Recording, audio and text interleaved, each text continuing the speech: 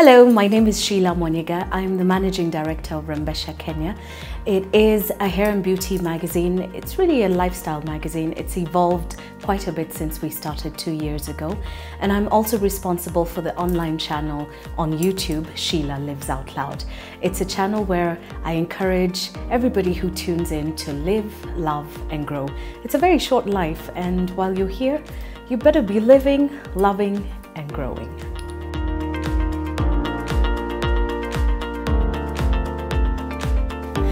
The definition of success is so relative because we're all from such different upbringings and we've all had such different ideas and different people feeding into what we think being successful is.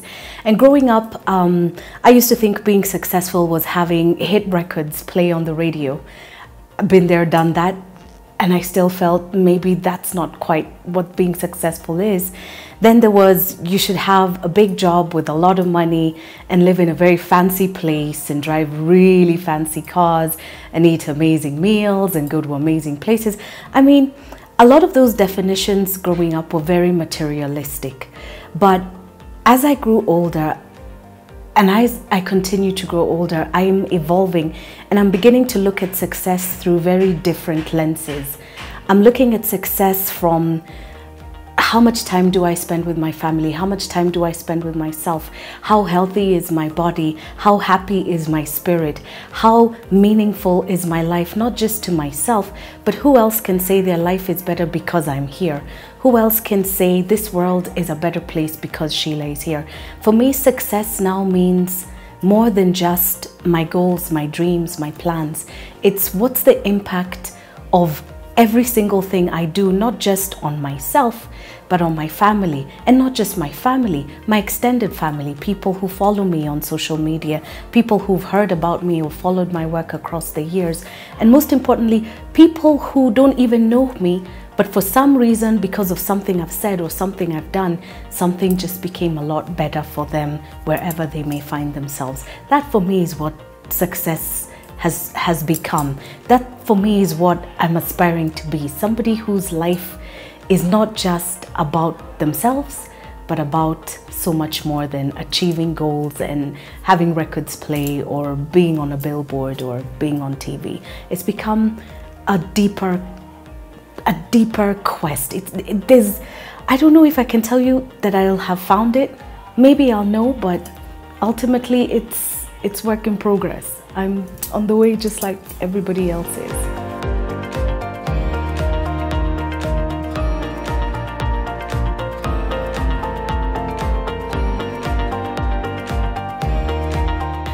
In looking at how I think of success and looking at what the world thinks of success, I can't help but feel I grew up and the world is still growing up. And I giggle because now the whole idea of what I saw when I was growing up is actually a reality. Success has been defined according to worldly standards as being able to go to the most exotic locations, to make the most amount of money, to know people, to have tenders coming out your ears. Success has now taken on a very defined and materialistic stand that if anybody is looking at you, everybody is looking at you from the prism of how much money do you have, how much money can I get from you, how much money is there because of this association with you. And largely social media, you know, it's an evolving animal. It wasn't there a couple of years ago. When we were growing up, there was no social media. I'm from that school and place and time where online caught up with us, or are we catching up with online? I don't know, that one's still out for the judges to discuss. And when I look at the pressure that so many people have, it's largely because you go onto your social media channels and the people that you follow and you just look at them and they look amazing and they seem to be having beautiful lives with no problems, with no stresses, with not a care. Everything is just in place. And I will admit, you know, sometimes I look at these pictures and I wish I was these people because they seem to have it all together. They seem to be having a great time. Meanwhile, I'm dealing with the stresses and the challenges of life. But whenever I start to feel a little low, then I go back to what it is that is really successful in my own words and in my own way. And that always brings me back to, you know what, for me success means this, but the world's success means that. And because I know God, I cannot begin to ascribe to what this materialistic worldly way of success is. If God blesses me with some great clothes and great opportunities, I am thankful for them. But those things, those opportunities, they're just that. They're things, they're opportunities. They don't define what success means for me. And it's a harder world to navigate for so many. And if you're not centered, if you don't have a good anchor in your life, then your definition of success, it's up for grabs to the shiniest, happiest looking image, I guess.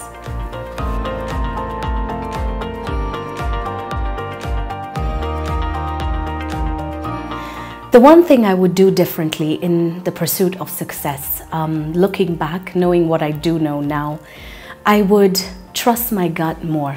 I would trust that little voice across the years that always told me to look left when I was looking right. I would definitely not allow myself to make the kind of mistakes that I made in listening and ascribing and pursuing what other people were thinking was success, what was the definition of success. If I could do things a little differently, I think I would have that deeper confidence to know that when I feel something, when I hear that voice inside that says yes or no to certain opportunities, I wish if I could go back, I would definitely do that. But knowing what I do know now, I shout from the rooftops, trust that voice inside you. I tell everyone who's willing to listen to just pay attention and to be confident enough to know that your journey is yours. Nobody can walk that road that has been carved out for you. It is your path, and you're ultimately responsible for every step that you're going to make on that journey. Nobody else is going to do it for you. If you sit down with your suitcase and don't move, it's fine. Again, it's your journey. And what I would just say, so that nobody else regrets, themselves, is pay attention to that voice, question, ask. There's always a reason why these things come up inside you when they do.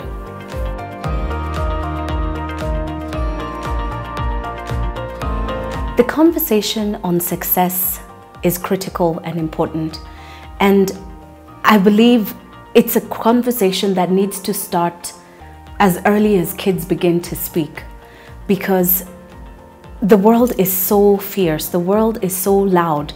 That inner voice is very quiet and so easily drowned out.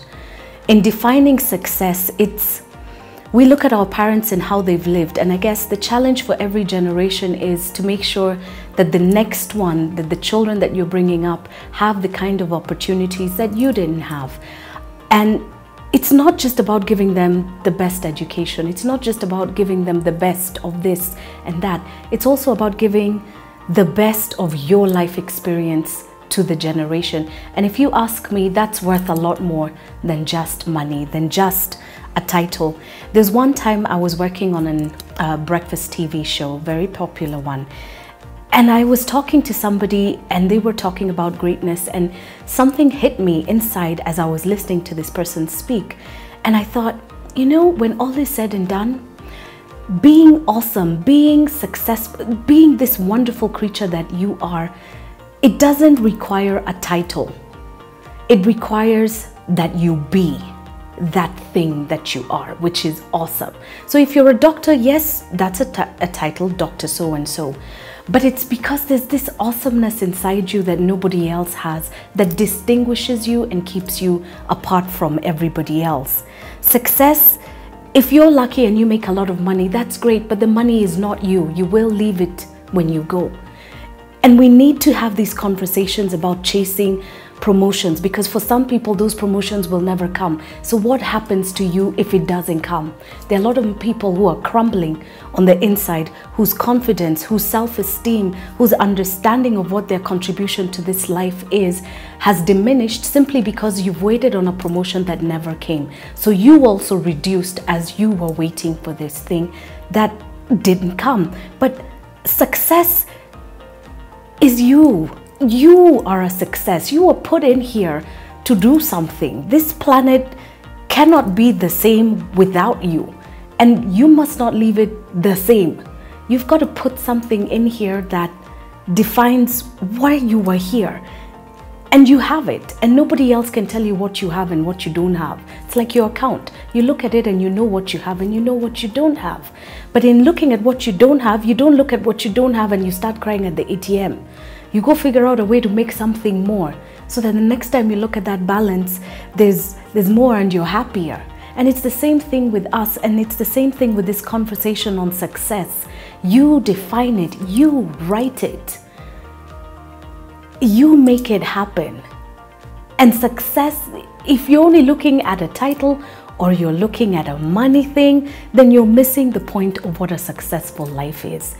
It's so much more. And this conversation, take it further, take it beyond the workplace, take it to schools, take it to primary schools, take it to kindergartens. Honestly, successful people, you can tell who they are right from the start. And it's for us to ensure that the next generation of successful people continue to live in their truth and in their happiness and in their brilliance, in their awesomeness, simply because they understand what success is and don't get lost along the way chasing things that they shouldn't be chasing, wasting time, years of life that no one is ever going to give them back on things that do not matter, because when you leave, you've left it anyway. Let's have that conversation. It's important, it's vital, it's critical. Hello, I'm Sheila Mwanyigha. I'm a mediapreneur and the manager of Rembesha Kenya. I will be attending UNSTUCK 2018. I look forward to seeing you there.